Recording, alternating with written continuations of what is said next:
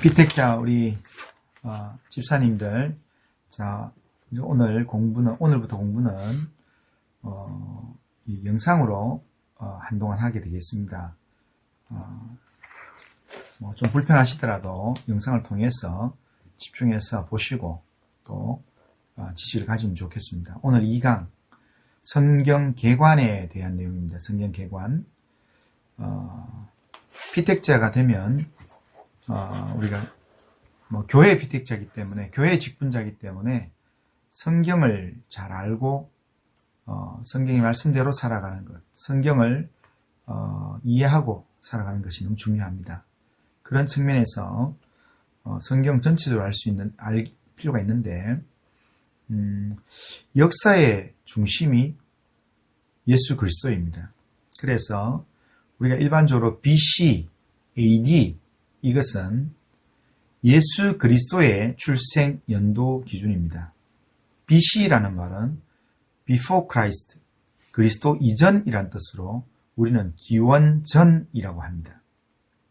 그리고 AD라는 말은 라틴어 Anno Domini라는 단어로 주님 이후, 주님의 이후라는 뜻으로 그리스도인들은 우리가 이것을 주후라고 합니다. 주후 몇 년. 원래는 주 2020년이죠. 세상은 일반적으로 서기라고 합니다. 서기. 그 서기라는 말은 서양의 달력 기록이다, 이런 뜻입니다. 서양 달력의 기원이라는 의미로 서기라는 표현을 씁니다. 그래서 서기 몇 년, 서기 2020년, 이걸 우리 예수 믿는 사람은 역사의 주인이 그리스도이기 때문에 주후 2020년 이렇게 우리가 부르는 겁니다. 역사의 주인이신 예수 그리스도에 대한 이 기록을 성경이 우리에게 말씀해 주고 있습니다. 성경은 하나님께서 인류를 구원하기 위한 역사적인 사건, 그리고 약속을 담고 있기 때문에 성경은 약속의 책이라고 할 수 있습니다.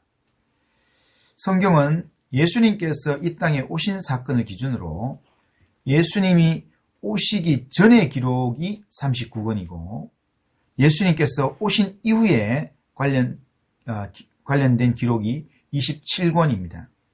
이렇게 해서 예수님께서 오시기 전 기록된 39권을 옛 약속이다, 옛 언약이다 해서 구약이라 그렇게 말하고, 예수님께서 오신 후를 기록한 27권, 이것을 새 언약이라 해서 신약이라 그렇게 합니다. 하나님께서 성경을 기록하게 한 사람들이 다르고 또 각 사람의 표현 방식이 다르기 때문에 우리가 이렇게 66권의 내용들을 우리가 참 다양하게 생각하지만 절대로 어렵지 않습니다. 하나님께서 통일성 있게 성경을 기록하셨기 때문에 우리가 성경 66권을 전체적으로 아는 것이 좀 필요하다 생각합니다. 66권의 성경을 간략하게 소개하고 알기 쉽게 분류를 해보면 일반적인 이 분류법이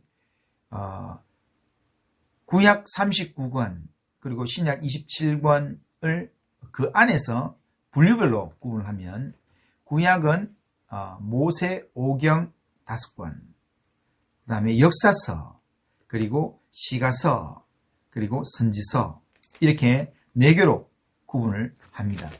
그리고 신약은 복음서, 그리고 역사서, 그 다음에 서신서, 그리고 예언서, 그렇게 기록되어 있습니다. 요렇게 했을 때, 볼 때, 자, 우리가, 모세 오경 하면은, 모세가, 모세의 관점에서 기록된, 모세가 기록한 5가지, 중요한 성경의 내용을 모세 오경이라 합니다. 창세기, 출애굽기, 레위기, 민수기, 신명기, 그렇게 되어 있습니다. 자, 이 창세기는 각 기원에 대한 이야기입니다. 그러니까 세상의 기원, 창조, 하나님이 창조하셨다 이 말이죠. 그 다음에 하나님께서 6일 동안 천지 만물과 하늘의 별과 또 바다의 물고기와 땅 위의 식물들, 동물들과 사람을 6일 동안 만드셨다. 그렇게 말합니다. 그리고 2장에 가면 사람의 기원 해서 하나님께서 처음 사람 아담과 하와를 만드셨다. 그렇게 말합니다. 그리고 3장에 가면 죄의 기원에 대한 이야기합니다. 죄가 어떻게 시작됐는가? 뱀이 여자를 유혹하고 선악을 알게 하는 나무의 실과를 따먹게 하고, 그리고 또 여자가 아담에게 또 선악을 알게 하는 나무의 실과를 먹어서 그렇게 해서 인간이 타락함으로 죄가 세상에 들어왔다. 그게 이제 되고요. 그리고 가인과 아벨의 이 제사를 통한 또 가인이 아벨을 죽이고, 그리고 하나님께서 의로운 백성으로 아벨을 대신해서 셋을 낳게 하셔서 셋의 후손이 의인의 후손이 되게 만들고, 그리고 창세기 6장부터 9장까지는 노아 홍수 사건을 통해서 세상을 심판하는 내용이 나오고, 그리고 12장부터는 4대 족장에 대한 이야기 나옵니다. 크게는 3대 족장하면 아브라함, 이삭, 야곱이라 합니다. 그런데 창세기에서는 4대 족장이 나옵니다. 아브라함과 이삭과 야곱과 그리고 야곱의 아들 요셉입니다. 그래서 이 내용은 이스라엘 민족이 어디서 시작됐는가, 하나님의 택한 민족이 어떻게 시작됐는가를 아브라함 때부터 요셉 때까지의 내용으로 애굽에 내려가게 된 경위들을 설명하는 게 이 창세기의 마지막까지 연결되어 있습니다. 그리고 출애굽기는 모세가 이스라엘 백성들이 고난당하는 애굽에서 이스라엘 백성들이 고난당할 때 거기서 하나님께서 모세를 태어나게 하시고 모세가 이스라엘의 구원자로 지도자로 준비되게 하시고 결국 미디안 광야에서 40년 양치기를 하면서 훈련하셨다가 결국 때가 되면 하나님께서 모세를 이스라엘의 지도자로 세우셔서 바로 앞에 서게 하셔서 이스라엘을 출애굽하게 하는 것. 출애굽하는 것만 아니라 출애굽에서 홍해를 건너고 난 다음에 시내산에 와서 거기서 하나님의 율법을 받고 하나님의 말씀을 받고 거기서 하나님께서 말씀하시는 언약식을 하고 성막을 만드는 여러 하나님의 지시사항들을 전달해서 성막을 만들고 제사장을 세우고 하는 그 모든 이 이야기들. 그래서 하나님께서 구름기둥과 불기둥으로 이스라엘 백성을 인도하시는 내용들을 지금 출애굽기에 기록하고 있습니다. 그렇게 기록된 그 내용에서 출애굽에서 시내산에서 하나님께서 말씀하시던 그 내용들을 핵심적인 내용들, 거기서 제사를 어떻게 드리며 제사장을 어떻게 위임하며 또한 우리의 이 죄에 대해서 정결법을 어떻게 규정을 가지고 시행을 하며 그리고 사회윤리적인 법을 어떻게 하며 하나님께서 어떤 자에게 복을 주시고 어떤 자에게 처벌하시는가, 이런 것에 대한 전반적인 시내산에 주셨던 법을 모아놓는 것이 레위기입니다.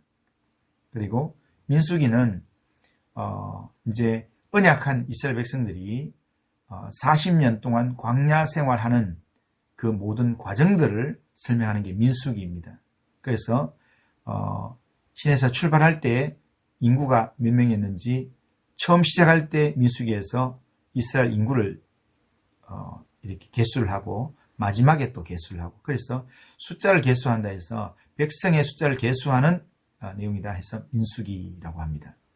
신명기는 신자가 다시 신자고요, 명자가 계명명자입니다. 그러니까 하나님의 명령을 다시 가르치는 기록이 신명기입니다. 모세가 모압 평지에서 이스라엘 백성들에게, 새로운 세대 이스라엘 백성들에게 이 하나님의 말씀을 다시 가르치면서 언약을 다시 하는 내용이 바로 모압 언약을 하는 내용이 신명기 내용입니다.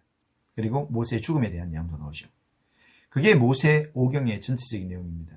그리고 이 모세오경이 모세오경대로 지금 이스라엘 백성들이 하나님 백성으로 모압 평지에 와서 이제 그 다음부터는 여호수아서에 들어가면 실제로 이스라엘 백성들이 가나안 땅에 들어가게 되는 정복 전쟁에 대한 이야기, 그리고 이제 정복 다 하고 난 다음에 이스라엘 백성들이 가나안 땅에서 사사들이 다스리는 그런 사사 시대를 보내게 되고, 그러다가 왕이 없는 것 때문에 여러 가지 실패하고 넘어지고 이런 일들이 많다 보니까 이스라엘 백성들이 결국 왕을 요구하게 되고, 그래서 사무엘 시대에 하나님께서 첫 초대 왕으로 사울을 세우고, 그리고 2대 왕으로 다윗을 세우는 내용이 사무엘 상하에 나옵니다.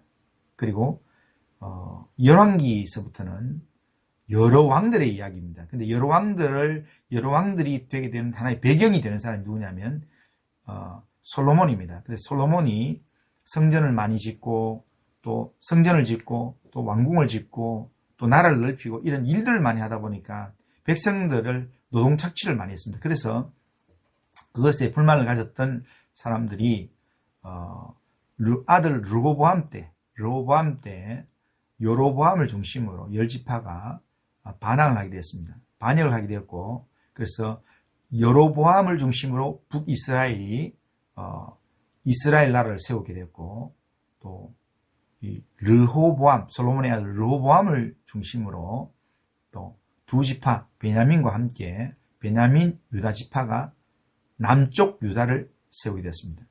북쪽 이스라엘은 나중에 BC 721년에 아수르에 의해서 멸망을 당하게 되고, 또 이 남쪽 유다는 BC 586년에 바벨론에 의해서 망하면서 바벨론 포로로 잡혀가게 됩니다. 바벨론 포로로 잡혀가는 그 내용까지의 내용이 지금 열왕기 상하에 나오고 있습니다. 그리고 역대기는 사무엘 상하, 열왕기 상하를 전체적으로 모아서 다윗 중심으로 역사 후대에 이 역사의 내용을 역대를 다시 기록했는 것이 역대기 상하입니다. 그리고 바벨론 포로로 잡혀가고 또 포로에서 이제 돌아오고 하는 그 내용이 지금 에스라, 느헤미야, 그리고 포로기 안에서 거기에 불임절을 만들었던 에스더 이야기가 거기에 있습니다. 그게 역사서의 이야기입니다. 그리고 시가서는 모든 내용들이 시적인 표현으로 운율을 갖춘 내용으로 되어 있다 해서 시가서라고 하는데, 욥기, 시편, 잠언, 전도, 아가서, 그렇게 5권이 되어 있고요. 그 다음에 선지서가 있습니다. 예레미야, 이사야, 예레미야, 에스겔, 다니엘, 대선지서라, 긴 분량의 내용이라 해서 대선지서라 하고, 그리고 작은 분량의 내용으로 소선지서 12권이 있습니다. 보면 호세아, 요엘, 아모스, 오바디아, 요나, 미가, 나훔, 하박국, 스바냐, 학개, 스가랴, 말라기 이렇게 12권이 있습니다. 자, 근데 구약이 여러 가지 하나의 주제를 따라서 움직일 수 있는데요. 하나님과의 언약이라는 그 내용으로 보면 구약은 모세오경 중에서 제일 첫 번째 기록된 내용, 언약의 핵심 하면 뭐냐면 바로 레위기 내용입니다. 그러니까 출애굽에서 시내산 올라가면서 거기서 올라가서 하나님이 하셨던 말씀대로 기록하였더라 했는데, 그 기록된 말씀을 정리한 것이 레위기입니다. 그래서 모세오경 전체를 우리가 율법이라고 하지만 실제로 율법의 핵심 이야기하면 실제로는 레위기의 말씀이 율법의 핵심입니다. 레위기가 굉장히 딱딱하고 어렵기 때문에 사람들이 별로 관심을 기울이지 않지만, 실제로는 레위기의 내용 자체가 하나님께서 이스라엘 백성, 하나님 백성이면 이렇게 살아야 된다라고 하는 전반적인 계명들을 거기에 다 담고 있습니다. 근데 그 레위기의 이 말씀이 제일 중요한데요. 이 레위기의 말씀이 어떻게 나오게 됐는가? 레위기의 말씀이 나오게 된 과정, 출애굽의 과정을 설명해 놓은 것이 바로 출애굽기입니다. 모세가 이스라엘 지도자로 출현하게 되고 또 이스라엘 백성들을 시내산으로 어떻게 인도하게 됐는지에 대한 그 과정의 세부적인 것, 그리고 이 레위기의 말씀을 언제 어떻게 받았는가, 그것을 설명해 놓은 것이 바로 출애굽의 이야기입니다. 그럼 창세기는, 그러면 출애굽하게 된 하나님의 백성이라고 하는 히브리 민족이라는 이 민족이 어디서 생겼는가, 그 배경을 설명해 주는 겁니다. 모세가 그 배경을 설명하면서 먼저는 히브리 민족을 이야기하기 전에는 사람의 이 기원을 먼저 이야기해야 되고요. 그리고 사람이 제사를 통해 하나님께 가까이 가기 위해서는 왜 제사를 드려야 되는가, 죄가 왜 들어왔는가, 죄에 대한 이야기를 해야 되고, 그리고 또 그렇게 하기 위한 기본적인 환경인 배경, 천지가 어떻게 창조됐는가, 그걸 이야기하는 겁니다. 그래서 창세기가 소개되는 겁니다. 그래서 창세기에 세상의 기원, 사람의 기원, 죄의 기원, 그 다음에 여러 민족의 이렇게 흩어짐, 그리고 히브리 민족의 기원, 그것을 이야기하는 겁니다. 그런 이야기를 통해서, 이런 기원을 통해서 생겨난 히브리 민족이 애굽에서 고생하게 되었는데, 그 과정에서 모세를 통해서 하나님께서 인도하셨고, 그 인도하심의 과정 속에서 하나님께서 주셨던 말씀이 바로 레위기 말씀이다, 이런 뜻입니다. 그러면 민수기는 뭐냐면은 레위기의 이 말씀을 하나님 언약의 말씀으로 주셨는데, 이 언약의 말씀대로 사는 연습을 해보는 겁니다. 실제로 이제 뭔가를 어떻게 우리가 원리를 받으면 그 원리가 실제로 적용되는지를 이제 실제 삶에서 연습을 하는 적용점이 있습니다. 그게 민수기의 내용입니다. 그래서 광야 생활 속에서 그들이 하나님 주신 말씀대로 살아보는 겁니다. 그런데 그들이 그 말씀대로 순종하지 않고, 하나님의 약속의 말씀 붙들지 않고 불순종하고 하나님 의심하게 될 때, 결국에는 가데스 바네아에서 이스라엘 백성들이 불순종하는 것 때문에 정탐꾼의 불신앙적인 그 보고를 듣고 그들이 이렇게 불신앙에 반응을 했는 것 때문에 40년 광야 훈련을 다시 하게 됩니다. 그래서 민수기는 광야에서 율법의 말씀대로 언약 백성이 살아가는 훈련을 하는 것이 바로 민수기의 내용입니다. 그래서 40년을 훈련하고 난 다음에 하나님께서 이제 광야 훈련이 다 됐다. 그래서 마지막 이 여정인 모압 평지에 와서 그러면서 마무리를 짓습니다. 그런데 모압 평지에 왔을 때 이제 모세는 나이가 120세가 되었고, 모세가 이제 가나안 땅에 들어갈 수 없는 그런 상황, 하나님께서 말씀하셨기 때문에, 그래서 모세가 이스라엘 백성들 그냥 가나안 땅에 넣어 보낼 수가 없기 때문에, 그래서 다시 언약을 할 수 있도록, 하나님과 언약 관계를 맺을 수 있도록 다시 계명을 가르치는 내용이 바로 신명기의 말씀입니다. 그래서 신명기는 다시 신자의 하나님의 계명에서 하나님의 계명을 다시 가르친다라는 모세의 설교 내용입니다. 그래서 모세 설교 내용이기 때문에 신명기에는 출애굽 여정 가운데 있었던 출애굽의 말씀, 레위기에 있는 말씀, 민수기에 있는 말씀, 모든 것들이 다 이렇게 어우러져서 모세의 설교로 나오게 되는 겁니다. 그리고 모세는 그렇게 설교를 다 하고 난 다음에 맨 마지막에 복과 저주에 대한 말씀을 하고, 이스라엘 백성들이 모압에서 하나님과 언약을 다시 맺도록 그렇게 만들고, 그리고 그 언약을 맺은 이스라엘 백성들에게 하나님께서 모세가 하나님의 이름으로 각 지파별로 축복을 하게 됩니다. 그리고 모세의 죽음에 대한 이야기도 거기 나오게 됩니다. 그러니까 레위기의 말씀이 연습 훈련을 위해서 민수기가 기록되고, 이걸 다시 한번 가르치는 내용이 바로 신명기 내용이라는 겁니다.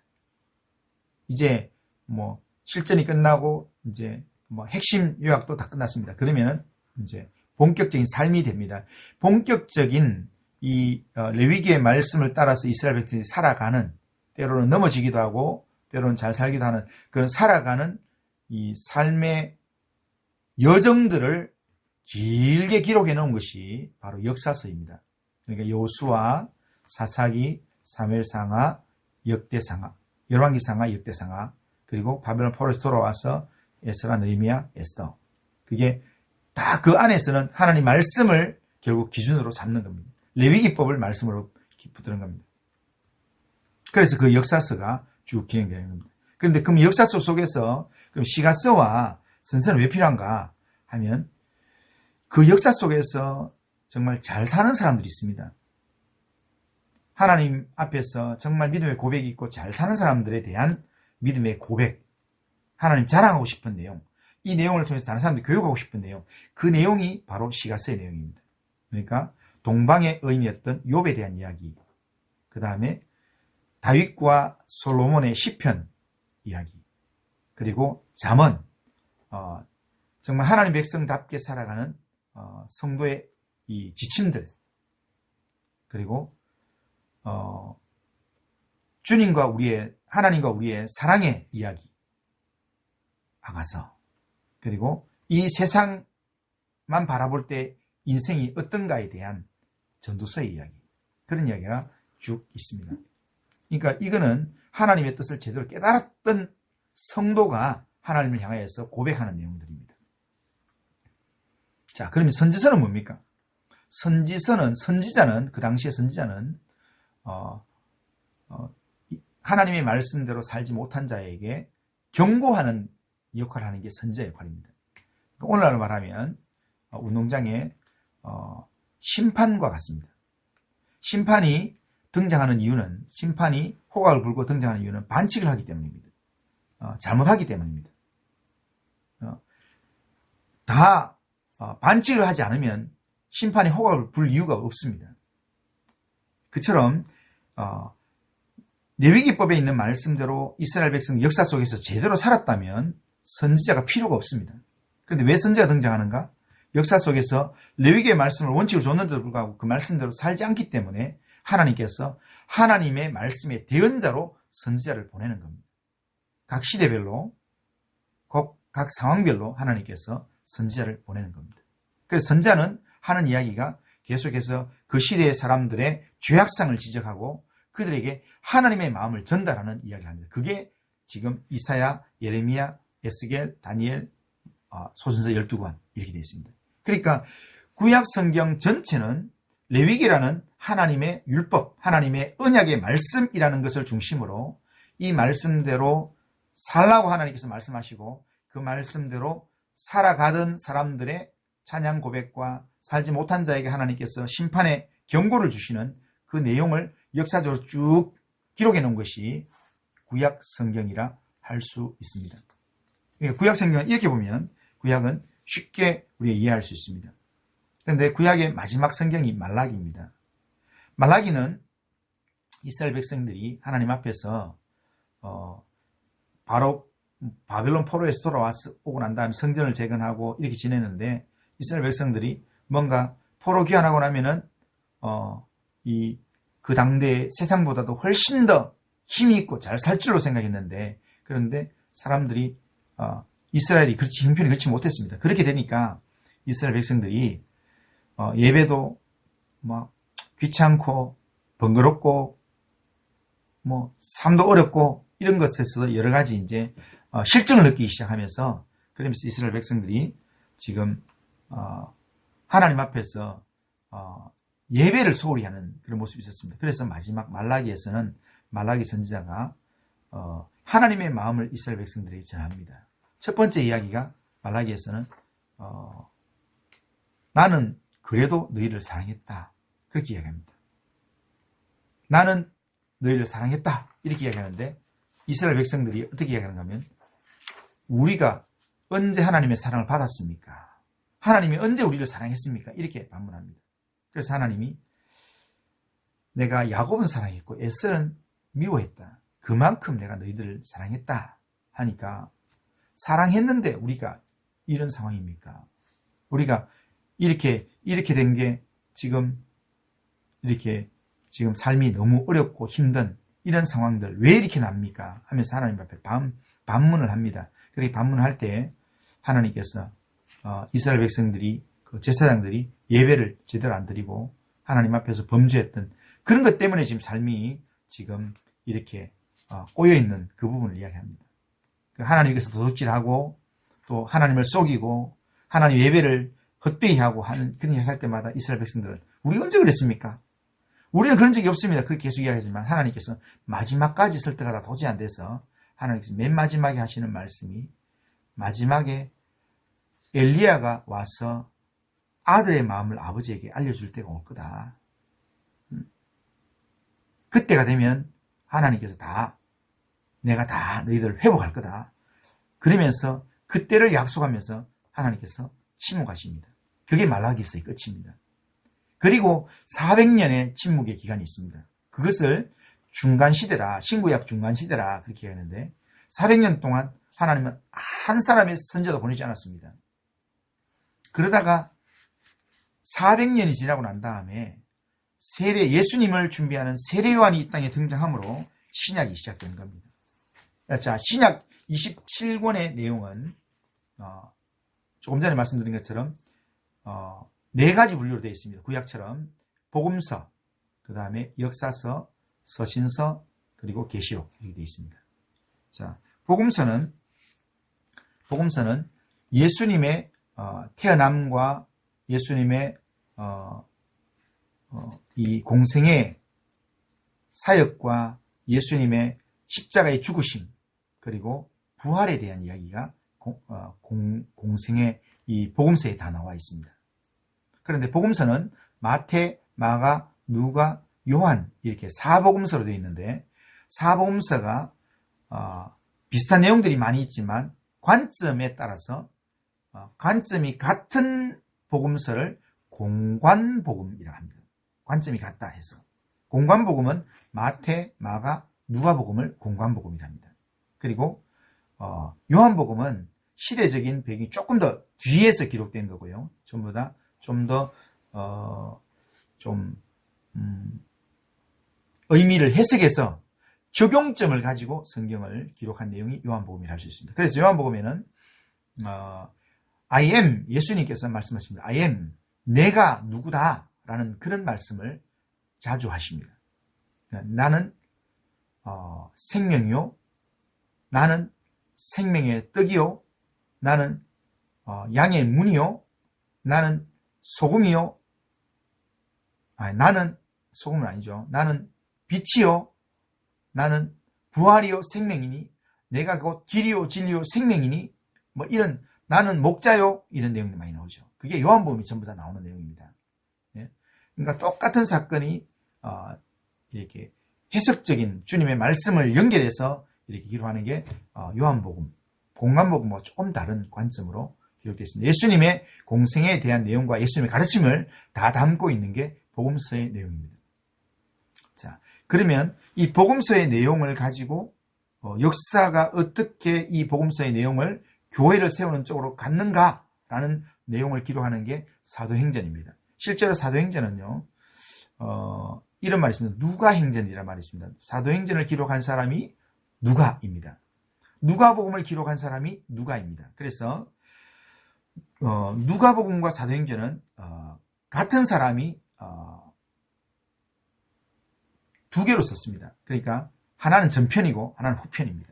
디오빌로라는 각하에게 보내면서 예수의 태어남과 나심과 예수님의 이 공생의 모든 사역과 십자가 죽으심까지 부활까지의 내용을 기록한 것이 누가복음이라면, 그 다음에 예수님의 부활하신 후에 성천하심과 그 다음에 그 이후에 성령이 우리 가운데 임하셔서 교회를 세우고 이렇게 전도하게 되고 하는 그 내용을 기록한 것이 사도행전입니다.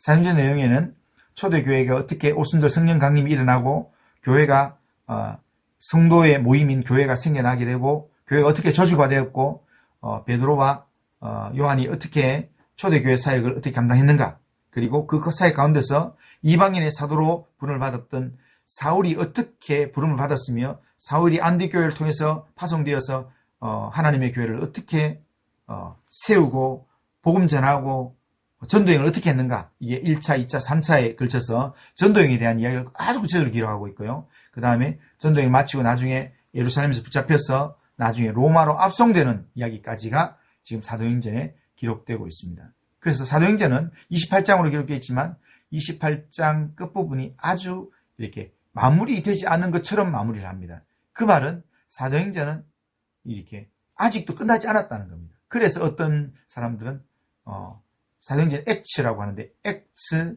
28이 마지막 장인데 액츠 29라는 그런 이름으로 사도행전 29장은 우리가 써야 될 장이다. 우리가 또한 바울과 또 다른 믿음의 후배들의 믿음의 선배들의 바톤을 이어받아서 우리가 사도행전을 써내려가야 될 사도행전 이야기를 우리가 살아야 되는 이야기로 그렇게 말씀하고 있는 것입니다. 이 사도행전의 이야기 속에서 바울이 많은 교회를 세우고 또 교회를 돌보고 했는데 돌보는 중에 바울이 편지를 썼습니다.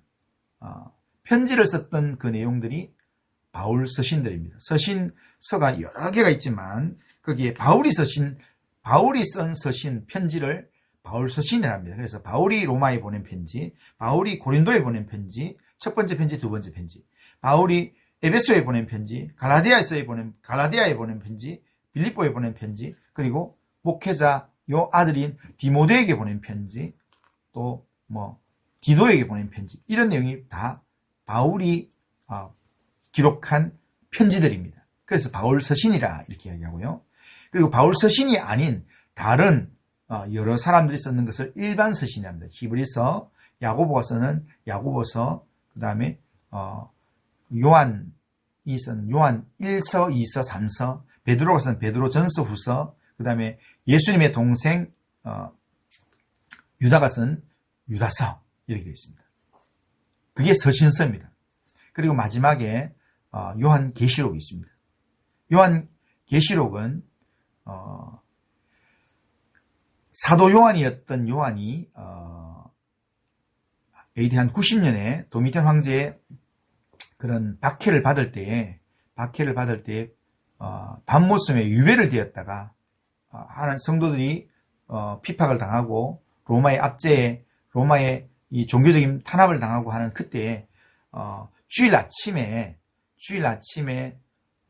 밤모섬에서 주님께서 요한에게 보여주셨던 환상의 내용, 환상으로 보여주신 내용이 바로 요한계시록의 내용입니다. 이 요한계시록의 내용은 시대를 바라보면서 불안해하고 염려하는 요한을 위로하는 하나님 말씀이고, 또 요한을 통해서 또한 초대교회의 많은 사람들한테 이 환상의 내용을 전달해서 마지막 때 하나님께서 택한 백성을 어떻게 구원하시며 또한 세상을 하나님이 어떻게 심판하시는가, 그것을 구체적으로 말씀하시면서 걱정하지 마라, 염려하지 마라, 하나님께서 하나님 백성을 지키신다, 이 내용을 구체적으로 기록해놓은 내용이 바로 요한계시록입니다. 그러니까 요한계시록 어렵지 않습니다. 요한계시록은 1장에 보면 그렇게 되어 있습니다. 요한계시록에 대해서 요한 보고 하나님께서 기록하라고 하면서 너는 이것을 기록해라 하면서 이전 네가 보았던 것, 지금 있는 일, 그리고 앞으로 될 일을 기록해라, 이렇게 되어 있습니다. 그러니까 보았던 것은 1장에 있는 내용이고, 또 지금 있는 일은 2장, 3장에 지금 현재 지금 내용들을 이렇게 하고 있는, 예수님이 다 알고 있다고 하는 그 2장, 3장의 이야기고, 그리고 될 일은 4장 앞부분에 보면 내가 될 일을 내게 보이리라 하면서 올라와라 하면서 하나님께서 요한을 환상 중에 천상으로 끌어올려서 앞으로 될 일을 보여주시는 부분이 있습니다. 그게 4장부터 22장까지 전달되는 겁니다. 그래서 이 내용이 다 요한이 그림으로 봤기 때문에, 환상의 이 장면으로 봤기 때문에, 그렇기 때문에 요한이 그 내용을 다 보고 난 다음에 주님께서 말씀하실 때 내가 속히 오겠다, 걱정하지 마라, 이렇게 할 때 요한이 그 모든 걸 보았던 요한이 너무 감격 가운데서 아멘 주 예수여 오시옵소서, 이렇게 고백하는 겁니다. 요한계시록은 절대로 어렵지 않습니다. 요한계시록은 믿는 자를 두렵게 만들기 위해서 요한계시록이 필요한 게 아니라, 요한계시록은 믿지 않는 자를 심판할 테니까 믿는 자들이여 걱정하지 마라, 믿는 자들은 하나님께서 반드시 지키신다, 이것을 하나님께서 약속으로 주는 내용이 바로 요한계시록입니다. 그래서 우리가 이런 내용으로 성경을 쭉 이렇게 보면 결국에는 성경이 절대로 어렵지가 않습니다. 성경이 굉장히 쉬운 내용으로 전체적으로 흘러가는 그런 내용들입니다. 성경의 내용들은 다른 사람에게 막 꼬아서 못 알아먹게 하려고 하는 게 아니라 빨리 많은 사람들 알려주기 위해서 그렇게 했습니다. 그렇게 했기 때문에 어렵지 않은데, 이게 이제 구약은 히브리어, 신약은 헬라어로 기록되어 있는데, 이게 지금 영어로 번역됐다가 또 한국어로 오면서 이 자체가, 용어 자체가 어렵고 문화를 잘 모르기 때문에 우리가 이해되지 않는 그런 부분들이 있을 수 있습니다. 그렇지만 이 성경 전체적인 내용들을 이렇게 가지고, 그리고 성경을 읽게 되면 성경은 그렇게 어렵지 않은 책이라는 걸 알 수 있고요. 그리고 어렵지 않은 책이지만 이 말씀이 하나님의 말씀이다 라는 마음으로 우리가 이 말씀을 통으로 읽고, 그리고 또 장으로 읽으면서, 또 단락으로 읽으면서 하나님의 말씀 묵상하면 이 말씀이 우리에게 생명의 말씀이 되어서 내 영혼을 살리고 나로 하여금 진리를 깨닫게 만들고 하나님께 가까이 가게 하는 그런 생명의 말씀이 될 것입니다. 이 하나님의 말씀을 부지런히 읽고 하나님의 말씀을 묵상하고 하나님 말씀을 연구하고, 그리고 삶에서 이 말씀대로 지키며 살아가는 우리 모든 집사님들 다 되시기를 주님의 이름으로 축복합니다. 자, 성경 개관, 지금 제가 이렇게 복잡하게 길게 이야기했는데요. 여기까지 하겠습니다. 여기까지 하면서 앞으로는 이렇게 성경을 계속 읽어가시면서 내용들을 보시고, 혹시라도 읽으면서 또 질문이 있거든 이렇게 또 질문해 주시면 좋겠습니다. 다음번에 공부는 자, 4강 영적 성장과 성숙이라는 내용으로 다음번에 공부를 하도록 하겠습니다. 오늘 공부는 여기서 마치겠습니다. 감사합니다.